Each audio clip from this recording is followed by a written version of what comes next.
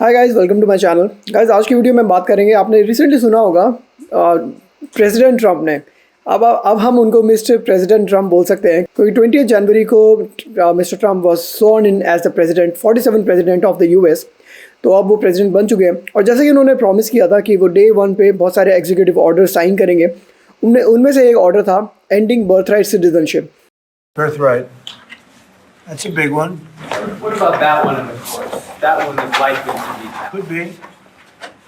We think we have good grounds, but you could be right. I mean, you'll find out. It's ridiculous.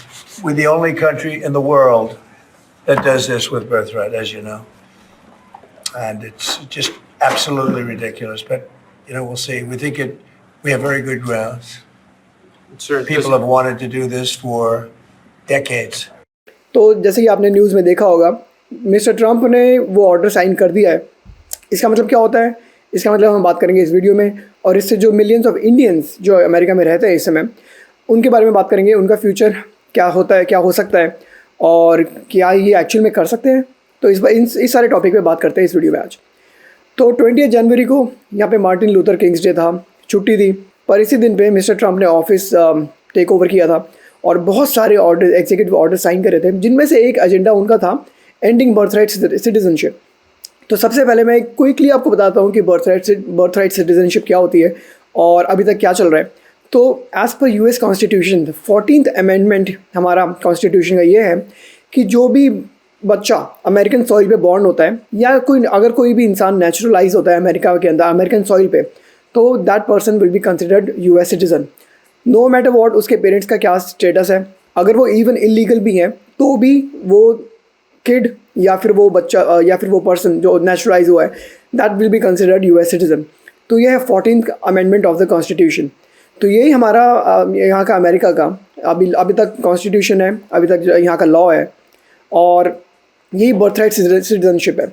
Basically mister Trump ने ये बोला था office take over करने से पहले कि वो आएंगे और डे 1 पे ये साइन करेंगे कि वो इसको बंद करना चाहते हैं, क्योंकि आई थिंक ओनली अमेरिका ही ऐसी कंट्री है जिसमें आज भी ये चलता है कि अगर आपने अपना बेबी डिलीवर किया है अमेरिकन सॉइल पे एंड देन आपका बेबी अमेरिकन सिटीजन होगा।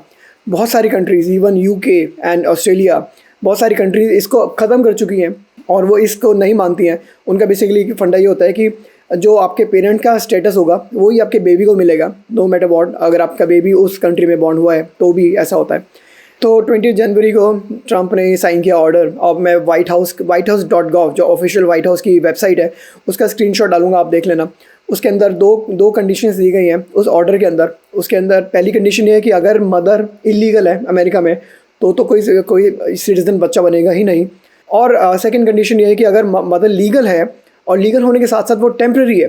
टेम्प्रेरी का मतलब जैसे कि वो टूरिस्ट बन के आई है, या फिर वो H1 वीज़ा पे है, वर्क वीज़ा पे, या फिर वो स्टूडेंट वीज़ा पे है, स्टूडेंट बन के पढ़ाई करने आई है। और अगर फादर उसका ग्रीन कार्ड या सिटीज़न नहीं है तो आपके बेबी को सिटीज़नशिप, यूएस की सिटीज़नशिप नहीं मिलेगी। क्या मिलेगी वो इसमें डिटेल नहीं बताई गई है, बट आई गेस कि जो मदर फादर की सिटीज़नशिप होगी उसमें से वही मिलेगा, पर यूएस की नहीं मिलेगी। तो ये ऑर्डर साइन किया गया है। ये भी इफ़ेक्ट नहीं हुआ है क्योंकि इफ़ेक्ट होने के लिए बहुत सारी चीज़ें चाहिए होती हैं, वो हम बात करते हैं आगे चल के। तो ट्रम्प ने ऑफिस लेने से पहले जब कैंपेनिंग के दौरान ये भी बोला था, बर्थ टूरिज़्म करके काफ़ी सारे लोग इस एक प्रैक्टिस में भी है। एक प्रैक्टिस ये होती है कि बेसिकली आप प्रेग्नेंट हो और प्रेग्नेंट होकर आप घूमने चले गए अमेरिका। जैसे आपको 6 महीने की एंट्री मिली, आप अमेरिका 6 महीने रह सकते हो, and you were already like 4 months pregnant, तो आपने 5 महीने के अंदर ही बेबी डिलीवर कर दिया। तो बेसिकली एक्सप्लॉइट करते थे लोग इस पॉलिसी को।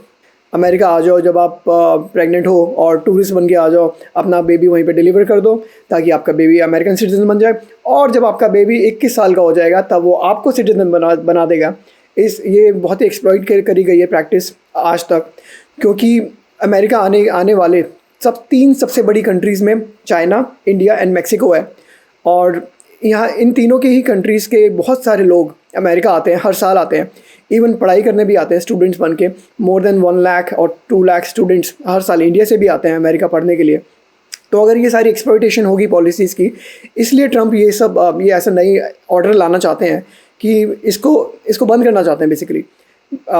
और इससे ऑब्वियसली जो एक्चुअल में जो इमिग्रेंट्स रह रहे हैं इंडिया से, जो वीज़ा पर हैं, जो लॉफुली एडमिटेड हैं, लीगल हैं, उनको इफेक्ट पड़ेगा।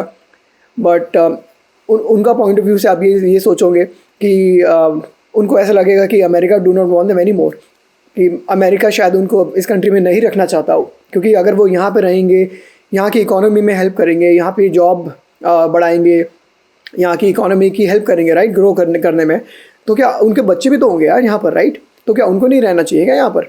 तो उनको ऐसा फीलिंग आएगी कि अमेरिका शायद उनको यहाँ पे नहीं रखना चाहता। बट ये दोनों, ये एक कॉइन का दोनों पॉइंट ऑफ व्यू में देखना चाहिए। और अल्टीमेटली मैं आपको ये बताऊंगा कि क्या ट्रंप ऐसा कर सकते हैं ऑर्डर से? गाइस, एक ऑर्डर से तो ट्रंप नहीं कर सकते ऐसा, क्योंकि ट्रंप ने बस एक ऑर्डर दिया है, एग्जीक्यूटिव ऑर्डर एक साइन किया है।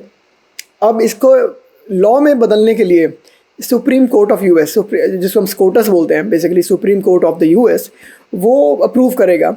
और उसके लिए चाहिए कांग्रेस का टू थर्ड ऑफ कांग्रेस की अप्रूवल, बेसिकली मेजॉरिटी। तो बेसिकली कांग्रेस मेंबर जो सेनेट वगैरह होते हैं, जो हाउस होता है, अगर 2/3 एग्री करेगा इस ऑर्डर को, तो ही वो लॉ में बदलेगा, वरना नहीं बदलेगा। और as of making this video, already बहुत सारी स्टेट्स ने ये ऑर्डर को ब्लॉक करने के लिए पिटीशन डाल दिया है। तो I am pretty sure opposition बहुत मिलेगा इस ऑर्डर को, ये जो ट्रंप डाल रहे हैं। But I am pretty sure Trump का भी कोई तो प्लान होगा, क्योंकि ट्रंप को भी पता था कि ऐसा होने वाला है, ऑपोजिशन भी मिलेगा। उसके बावजूद ट्रंप भी कर कुछ तो अपनी तरफ से सोच के लाए होंगे। It's just wait and watch game, we have to see क्या टर्न आउट करता है। मैं वीडियो बंद करने से पहले एक दो चीज़ और बताना चाहूँगा आपको, कि अगर आपका बेबी ऑलरेडी हो चुका है तो ये रेट्रो इफेक्टिव नहीं करेगा।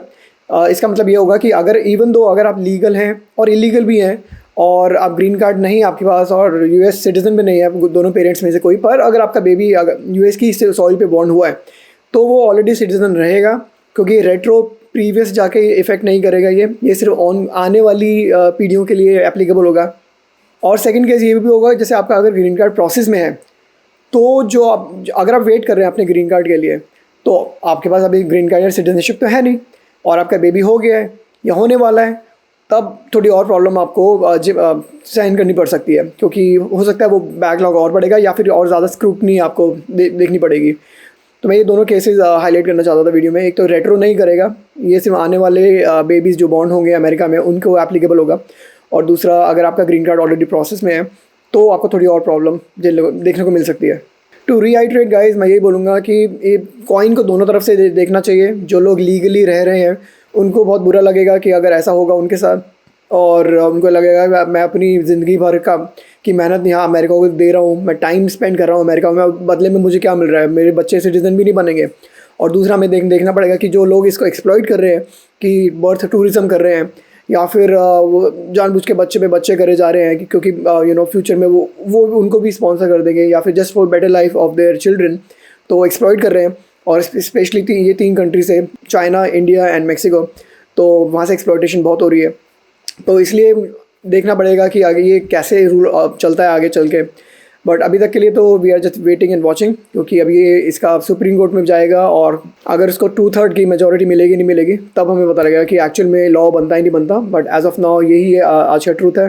But as of now Trump ने ये साइन किया हुआ है, और I hope for the best. आप बताएं गाइज, आपको क्या लगता है? कमेंट्स में बताएं कि क्या ये अच्छा है अमेरिका के लिए, क्या ये बेकार है अमेरिका के लिए, और अगर आप लोग वीज़ा पे हैं तो आप क्या सोचते हैं इस बारे में।